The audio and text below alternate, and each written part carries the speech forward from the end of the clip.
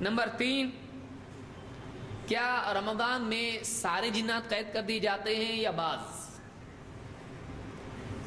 تو جواب یہ ہے کہ رمضان میں سارے شیاطین قید نہیں کیے جاتے ہیں، بلکہ ان میں سے بعض قید کیے جاتے ہیں۔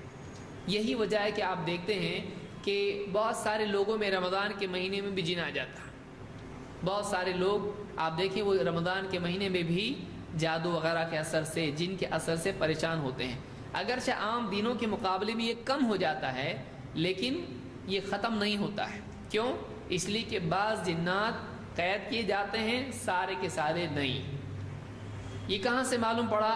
حدیث میں اس کا جواب موجود ہے۔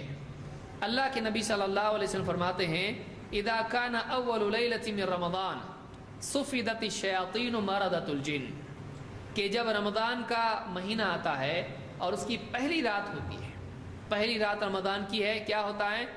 صفدت الشياطين، شیاطین قید کر دیے جاتے ہیں۔ مردت الجن، شیاطین میں سے وہ جو سرکش جنات ہیں، سارے نہیں بلکہ کون؟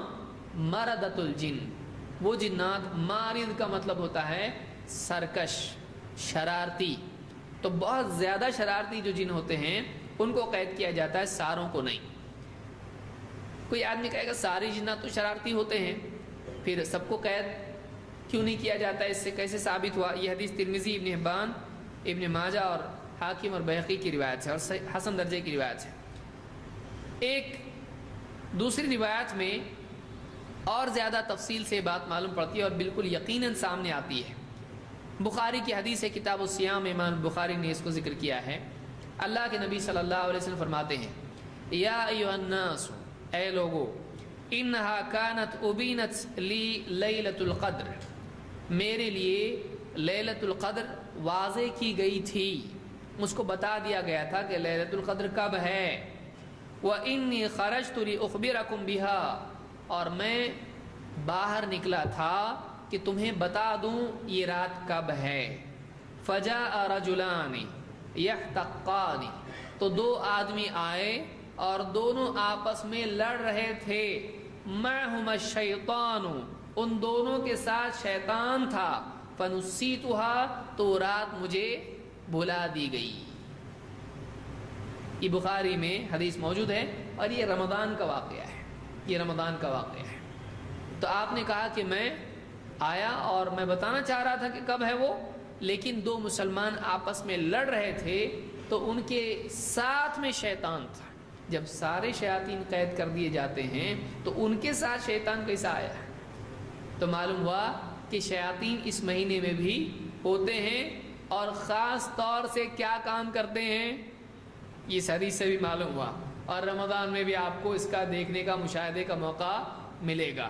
ذرا سی بات پہ ایک آدمی نے لائٹ بند کیا، دوسرا آیا آن کیا، کوئی پنکھا چالو کیا، دوسرے نے بند کیا۔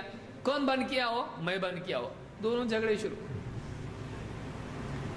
افطار کا تھالا ہے، مسجد میں کھاتے ہیں لوگ، افطار کرتے ہیں، ادھر کا تھالا ادھر گیا، اس کی کھجوریں اس کو گئی، جھگڑے۔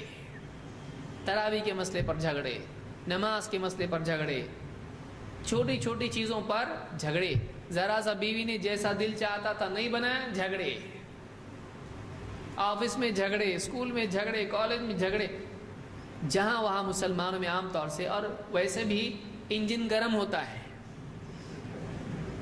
تو آدمی جب پیٹ یہاں پہ، انجن یہاں ہے نا، دن بھر چلتا رہتا ہے انجن، اب یہ جب گرم ہو جاتا ہے تو یہاں بھاپ جمع ہونا شروع ہو جاتی ہے۔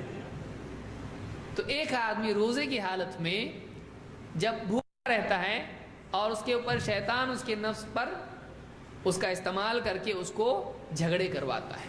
لہٰذا کوشش کرنا چاہیے کہ رمضان کے مہینے میں ہم صبر کی اور اپنے آپ کو برداشت کرنے کی کوشش کریں۔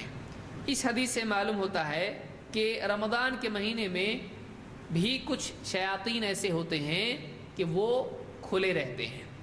لہٰذا بعض لوگ شک میں پڑ جاتے ہیں کہ جب حدیث میں ایسا ہے کہ سارے شیاطین قید کر دیے جاتے ہیں تو پھر اس کے اندر کیسا آیا؟